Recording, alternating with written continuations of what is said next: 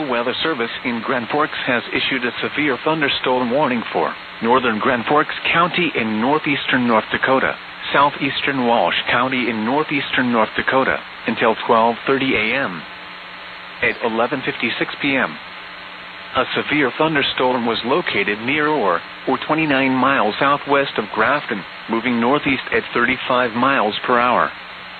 Hazard, ping pong ball size hail and 60 miles per hour wind gusts. Source, radar indicated. Impact, people and animals outdoors will be injured. Expect hail damage to roofs, siding, windows, and vehicles. Expect wind damage to roofs, siding, and trees.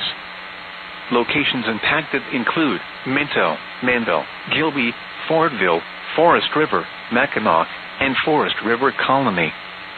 This includes Interstate 29 between mile markers 151 and 160.